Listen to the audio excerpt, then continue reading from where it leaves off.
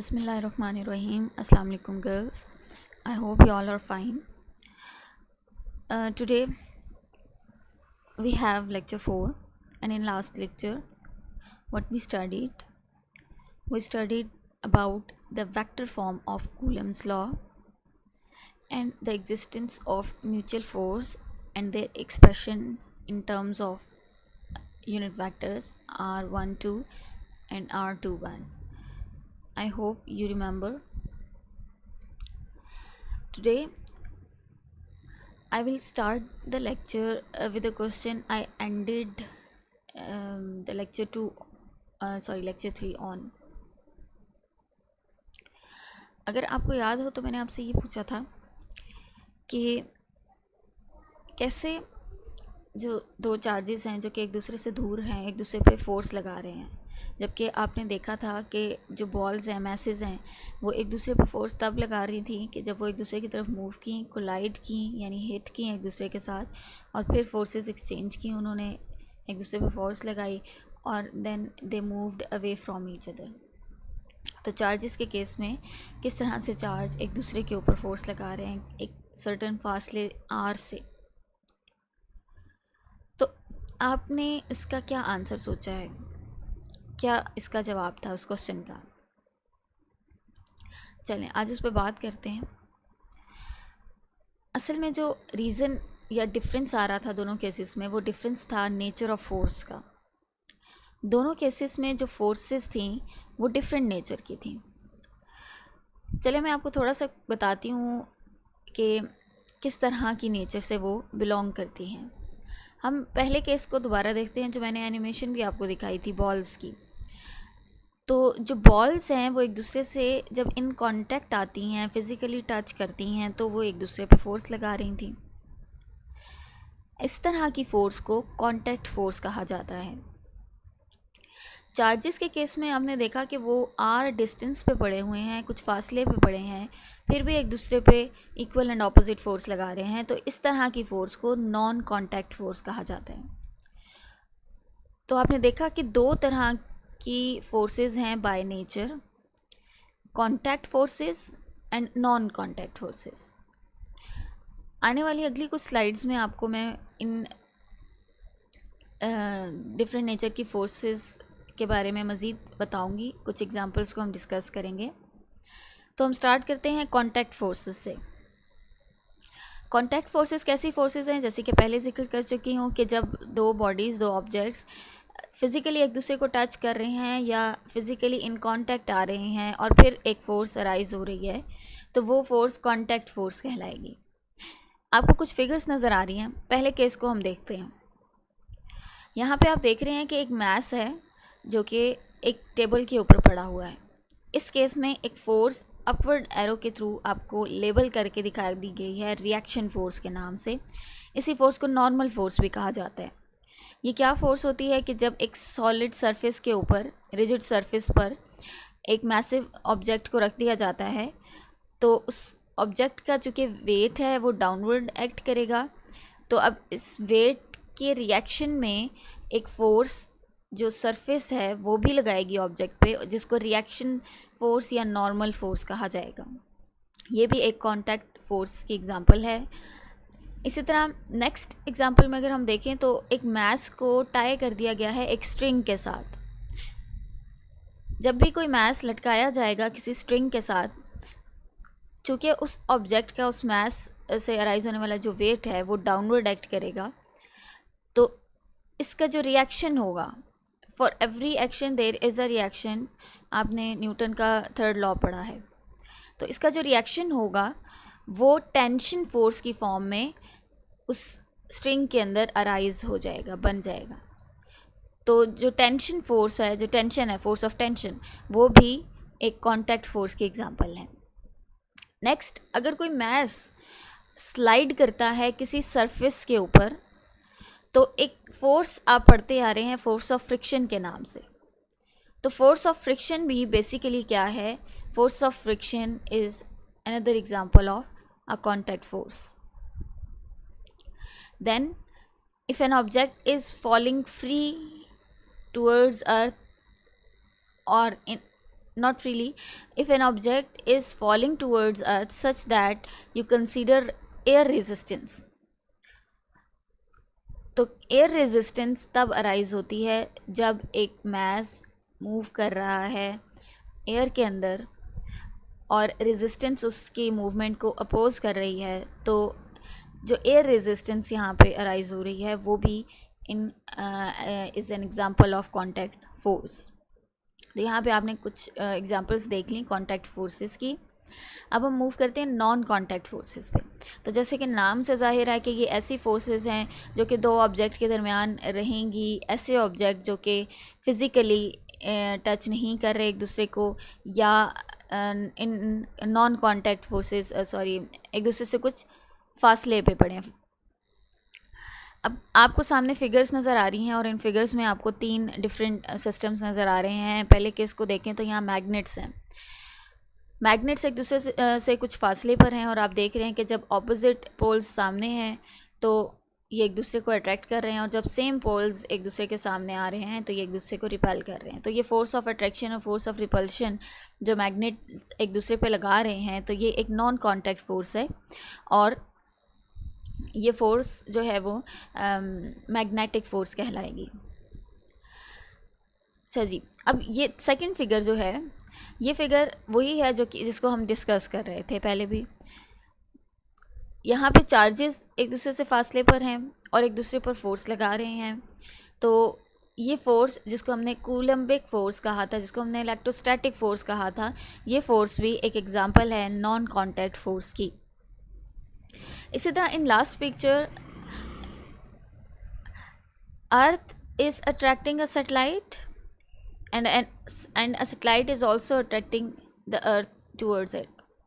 दोनों एक दूसरे की तरफ ग्रेविटेशनल फोर्स लगा रही हैं, तो ये फोर्स ग्रेविटेशनल फोर्स कहलाएगी और ये भी नॉन कॉन्टैक्ट फोर्स की एक एग्जांपल है जो कि आप अपने पार्ट 1 में बहुत अच्छे से पढ़ चुके हैं। कॉन्टैक्ट फोर्सेस को समझना आसान है। आपने देखा दो बॉडीज़ इन फिज़िकल कांटेक्ट आई हैं और फिर एक्शन रिएक्शन के थ्रू आप ये डिफ़ाइन कर सकते हैं, आप ये डिसाइड कर सकते हैं कि कौन सी फ़ोर्स जो है वो बनेगी, इधर it is a reaction force और एयर रेजिस्टेंस और टेंशन और व्हाटएवर। लेकिन इन केसेस में आप सोचते होंगे कि ये मैग्नेट, फर्स्ट मैग्नेट दूसरे मैग्नेट तक अपनी फ़ोर्स को कैसे पहुंचा रहा है जबकि इनके दरमियान राब्ता नहीं है। इसी तरह सेकंड मैग्नेट अपनी फोर्स को फर्स्ट तक कैसे पहुंचा रहा है। फिर चार्जेस के लिए भी ये क्वेश्चन अराइज हो सकता है, and similarly for the satellite and earth. तो चलें हम देखते हैं कि ये मेथड क्या है, किस मेथड के थ्रू ये फोर्सेस जो है वो ट्रांसमिट हो रही हैं दूसरी बॉडी तक। तो जिस मैकेनिज़्म, जिस मेथड से एक पार्टिकल या एक ऑब्जेक्ट अपनी नॉन कॉन्टैक्ट फोर्स को दूसरे ऑब्जेक्ट तक ट्रांसमिट करता है, वो मैकेनिज़्म है generation of a field around it. Field कहते हैं बेसिकली मैदान को, इंग्लिश का अगर आप वर्ड कहें तो ये मैदान है एक, ठीक है, यानी एक उसके इर्द गिर्द एक हल्का है जिसमें वो एक हल्का क्रिएट कर लेता है अपने इर्द गिर्द और उसके थ्रू वो फोर्स पहुंचाएगा। इस तरह के फील्ड को फोर्स फील्ड कहा जाता है। और क्या है बेसिकली फोर्स फील्ड, कि ये एक विसिनिटी है, सराउंडिंग है किसी ऑब्जेक्ट की जिसमें उसकी नॉन कॉन्टैक्ट फोर्स एग्जिस्ट कर सकती है। ठीक है, एक मैग्नेट है, उसकी एक अपनी सराउंडिंग है, उसके अंदर अगर आप किसी दूसरे चीज़ को, आयरन की चीज़ को या दूसरे मैग्नेट को लेकर आते हैं तो उस विसिनिटी में वो मैग्नेट दूसरे ऑब्जेक्ट के ऊपर फोर्स लगा सकता है। ठीक है, जिस तरह हमने पीछे एग्जांपल्स देखी हैं, हम यहाँ पर भी फील्ड की एग्जांपल को देख लेते हैं। तो अगर तो वो फील्ड मैग्नेट क्रिएट कर रहा है तो ऐसे फील्ड को मैग्नेटिक फील्ड कहेंगे। अगर वो फील्ड इलेक्ट्रिक चार्ज क्रिएट करेगा तो ऐसे फील्ड को क्या कहेंगे, इलेक्ट्रिक फील्ड। और ग्रेविटेशनल फील्ड आप पहले भी पढ़ चुके हैं। ग्रेविटेशनल फील्ड क्या है, एक मास क्रिएट करता है अपने इर्द गिर्द दूसरे मास को अट्रैक्ट करने के लिए। हमारा चैप्टर क्या है, इलेक्ट्रोस्टैटिक्स। तो जिस फील्ड पर हमने फोकस करना है वो बेसिकली इलेक्ट्रिक फील्ड होगा। लेकिन इलेक्ट्रिक फील्ड को समझने से पहले ये सारा कॉन्सेप्ट आपको मज़ीद क्लैरिफाई करने के लिए मैं एग्ज़ाम्पल जो है वो मैग्नेट की हेल्प से ही दूंगी ताकि आप आसानी से समझ सकें। तो एक्टिविटी कर लीजिए एक अपने राइट हैंड में एक मैग्नेट लें और उस हैंड को फिक्स कर लें, उसी जगह पे मूव ना करें। और लेफ़्ट हैंड में कोई आयरन की चीज़, कोई ऑब्जेक्ट ले लें या कोई दूसरा मैग्नेट ले लें। अब अपने लेफ़्ट हैंड को राइट हैंड से काफ़ी फासले पर रखिए। आप इस एक्टिविटी को परफॉर्म भी कर सकते हैं और आप इस एक्टिविटी को अपने माइंड में भी जो है वो इमेजिन कर सकते हैं, क्योंकि आप लोगों ने मैग्नेट की फ़ोर्स को एक्सपीरियंस किया हुआ है। अच्छा जी, तो लेफ़्ट हैंड को ज़रा दूर रखिए और फिर आहिस्ता आहिस्ता मैग्नेट की तरफ यानी राइट हैंड की तरफ मूव करना शुरू करें।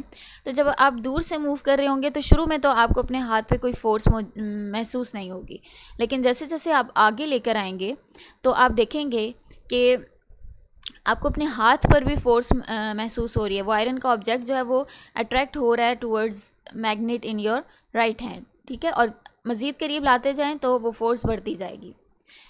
अब जहाँ से आपको फोर्स फील होना शुरू हुई है वहाँ से जो मैग्नेट है आपके राइट हैंड में उसका फील्ड स्टार्ट हो गया, उसका मैग्नेटिक फील्ड, उसका फोर्स फील्ड स्टार्ट हो गया। इसी एक्टिविटी को आप रिवर्स भी कर सकते हैं, यानी अपने लेफ़्ट हैंड को अपने राइट हैंड के करीब से दूर मूव करना शुरू करें। तो आप देखेंगे कि जब आपका हाथ करीब है मैग्नेट के, उस आयरन के ऑब्जेक्ट को अगर आपने हाथ में पकड़ा हुआ है तो आपको हाथ मूव करने में थोड़ी मुश्किल होगी। और जैसे जैसे आप दूर मूव करते जाएंगे तो आपके हाथ पे कोई फोर्स आपको फील नहीं होगी, ठीक है। कम होते होते ऑलमोस्ट फोर्स फील होना ज़ीरो हो जाएगी। तो इसका मतलब है कि अब आप वो पॉइंट जहाँ पे आपको अपने हाथ पे कोई फोर्स नहीं महसूस हो रही, वो पॉइंट कहाँ पर है?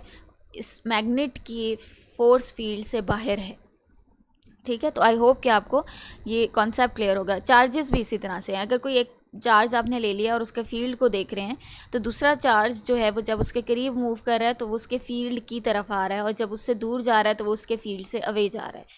तो इसी तरह से उस पर फोर्स भी बढ़ती जाएगी या कम होती जाएगी, वाइस वर्सा। तो इलेक्ट्रिक फील्ड को अब हम मैथमेटिकली थोड़ा सा देखते हैं, उसका एक्सप्रेशन ड्राइव करने की कोशिश करते हैं। आपने फर्स्ट ईयर की फ़िज़िक्स में ग्रेविटेशनल फील्ड को पढ़ लिया है और आपने ग्रेविटेशनल फील्ड से रिलेटेड एक बहुत इम्पॉर्टेंट रिलेशन जो कि आप सबको याद भी होता है नॉर्मली भी पढ़ा है, जिसको हम कहते हैं कि जिससे आप वेट फाइंड कर सकते हैं या ग्रेविटेशनल पुल ऑफ अर्थ जिसको कहा जाता है। और वो एक्सप्रेशन क्या है? F = mg। अब इसको रीअरेंज करें तो आप लिख सकते हैं G = F/m। G क्या है? Acceleration due to gravity. ये वो एक्सेलरेशन है जो कि अर्थ के ग्रेविटेशनल फील्ड के अंदर मौजूद होती है जिससे ऑब्जेक्ट अर्थ की तरफ मूव करता है। m क्या है? वो मैस है जिसको हम टेस्ट कर रहे हैं, जिस पे हम स्टडी कर रहे हैं अर्थ के ग्रेविटेशनल फील्ड को। और फोर्स F जो लिखी हुई है ये ग्रेविटेशनल फोर्स है जो अर्थ जनरेट कर रहा है। अब यहाँ आप देख रहे हैं कि अगर हम लेबल कर दें अर्थ के मास को कैपिटल M के साथ और जिस ऑब्जेक्ट पे हम ये फोर्स देख रहे हैं उसको स्मॉल m के साथ, तो जो फोर्स का एक्सप्रेशन है इसमें कैपिटल M कहीं नहीं आ रहा बल्कि स्मॉल m आ रहा है, यानी जिस चीज़ पर हम टेस्ट कर रहे हैं उसका पैरामीटर यहाँ पे इंक्लूड हो रहा है, ठीक है। तो इस एनालॉगी में हम इलेक्ट्रिक फील्ड के लिए भी एक्सप्रेशन लिख सकते हैं। अगर हम लेफ़्ट हैंड साइड पे देखें तो इलेक्ट्रिक फील्ड के लिए इसको हम जब मैप करेंगे, जब चेंज करेंगे तो सिस्टम हमारा चेंज हो गया। अब इस फिगर पे आ जाएं, ये हमारा सिस्टम है जिसमें अब मैसेस की जगह दो चार्जेस हैं, ठीक है। डिस्टेंस r ही है और फील्ड ग्रेविटेशनल फील्ड नहीं रहा बल्कि अब इलेक्ट्रिक फील्ड बन गया। तो जब आप इसको ट्रेस करेंगे, मैप करेंगे रिलेशन को, तो ये जो ग्रेविटेशनल फोर्स है इस केस में ये इलेक्ट्रिक फोर्स या कूलम फोर्स कहलाएगी। और ये स्मॉल मैस जो टेस्ट मैस था ग्रेविटेशनल फील्ड के केस में, अब वो यहाँ Q0 से लेबल किया गया है। ये Q0 टेस्ट चार्ज है जिस पर हम इस Q के जनरेट किए हुए फील्ड का इफ़ेक्ट देख रहे हैं, ठीक है। ये जो डॉट्स आपको नज़र आ रहे हैं, रेड डॉट, ये रेड डॉट्स शो कर रहे हैं presence of electric field of this charge plus Q, ठीक है। तो यहाँ पे सिर्फ Q नहीं आएगा बल्कि Q0 आएगा, जैसे यहाँ पे कैपिटल M नहीं बल्कि स्मॉल m आया। सेकेंडली अब जी को हमने किससे रिप्लेस करना है, जी चूँकि एक्सेलरेशन ड्यू टू ग्रेविटी है, ये ग्रेविटेशनल फील्ड का एक पैरामीटर है, तो हम इसको डायरेक्टली मैप कर देंगे इलेक्ट्रिक फील्ड के ऊपर, ठीक है। तो हमारे पास जो रिलेशन आता है इलेक्ट्रिक फील्ड का इन जनरल टर्म्स वो होता है E equals to F over Q naught, where F is Coulombic force and Q naught is the test charge जिस पे हम स्टडी कर रहे हैं, हम फील्ड के इन्फ्लुएंस को देख रहे हैं।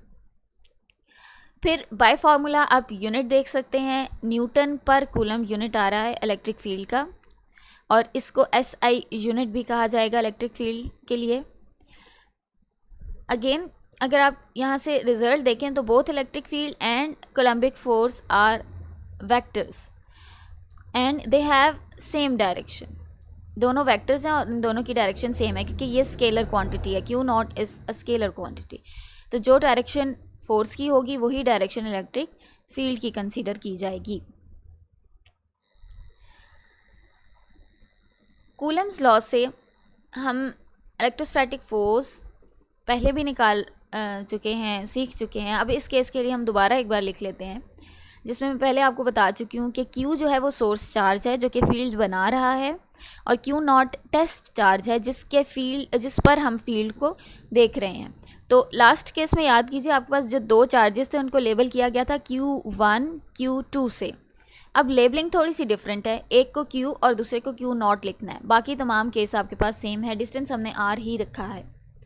तो फोर्स क्या आ जाएगी, F is equals to K Q1 Q naught over R square into unit vector R। Unit vector R की डायरेक्शन यही होगी जो कि इन दो लाइंस को ज्वाइन कर रही है, इसी लाइन के अलॉन्ग होगी। अब अगर हम इस फोर्स के एक्सप्रेशन को इलेक्ट्रिक फील्ड के एक्सप्रेशन में यानी इक्वेशन 1 में सब्स्टिट्यूट कर दें तो हमारे पास क्या रिजल्ट आता है। पहले मैं आपको इक्वेशन 1 दोबारा दिखाती हूँ। इक्वेशन 1 ये लिखी हुई है जी, इसमें फोर्स ओवर क्यू नॉट है। फोर्स हमने अभी देखा कि कूलम लॉ के थ्रू क्या आएगी, और उसको हमने डिवाइड कर देना क्यू नॉट यानी टेस्ट चार्ज के मैग्नीट्यूड से। तो ये आपके पास क्यू नॉट जो फॉर्मूला में आ रहा था, और ये वो एक्सप्रेशन है जो कि फोर्स का हमने यहाँ पर निकाल लिया।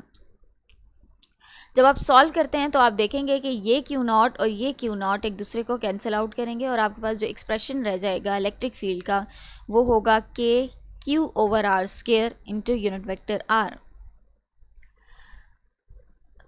This is very important relation and it needs to be understand. पहले जो सबसे पहला रिजल्ट हम यहाँ से देख रहे हैं वो ये है कि जो इलेक्ट्रिक फील्ड का एक्सप्रेशन आया है वो इंडिपेंडेंट है टेस्ट चार्ज Q नॉट पे, यानी आप टेस्ट चार्ज कैसा ला रहे हैं इस पे वो डिपेंड नहीं कर रहा, ठीक है। लेकिन एक यहाँ पे हमारे पास लिमिटेशन है कि टेस्ट चार्ज का मैग्नीट्यूड इतना बड़ा नहीं होना चाहिए कि उसका अपना फील्ड इतना स्ट्रॉन्ग हो कि वो हमारे सोर्स चार्ज के फील्ड को डिस्टॉर्ट करे, ठीक है। सोर्स चार्ज के फील्ड को तो हमने स्टडी करना है, उसको उसकी वैल्यू निकालनी है, ठीक है। तो अगर हम टेस्ट चार्ज ही इतने बड़े मैग्नीट्यूड का ले आएंगे कि उसका अपना स्ट्रॉन्ग फील्ड मौजूद है तो वो दूसरे फील्ड को डिस्टॉर्ट करेगा, ठीक है, ख़राब करेगा। तो इस लिमिटेशन में अगर हम रहते हुए इलेक्ट्रिक फील्ड का एक्सप्रेशन निकालते हैं और यहाँ इस रिज़ल्ट तक पहुँचते हैं, ये जो आपको नज़र आ रहा है, तो हम ये देख रहे हैं कि जो इलेक्ट्रिक फील्ड आया है वो इंडिपेंडेंट है टेस्ट चार्ज के मैग्नीट्यूड से, ठीक है, और डिपेंड कर रहा है सोर्स चार्ज के मैग्नीट्यूड पर और डिस्टेंस r पर। और फिर अगेन यहाँ पे डायरेक्ट और इन्वर्स प्रोपोर्शन आ रही है, और आई होप कि अब आपको इन दोनों प्रोपोर्शन को आप यहाँ डायरेक्ट देख सकते हैं कि कौन किसके साथ डायरेक्ट और किसके साथ इन्वर्स प्रोपोर्शन है। तो चार्ज क्यू के साथ यहाँ डायरेक्ट प्रोपोर्शन है। इसका मतलब ये है कि अगर आप सोर्स चार्ज के मैग्नीट्यूड को बढ़ा देते हैं, आपने 1 कूलम चार्ज लिया है, आप उसको बढ़ाकर 2 कूलम कर दीजिए तो इलेक्ट्रिक फील्ड की स्ट्रेंथ भी डबल हो जाएगी, 2 टाइम्स हो जाएगी। इसी तरह आर पे डिपेंडेंस जो है उसको अगर आप देखें तो आर को अगर आप बढ़ा रहे हैं, डिस्टेंस बढ़ रहा है, तो इलेक्ट्रिक फील्ड की जो स्ट्रेंथ है वो कम हो जाएगी। इन्वर्स प्रोपोर्शन है, फॉर्मूला से भी आपको पता चल रहा है।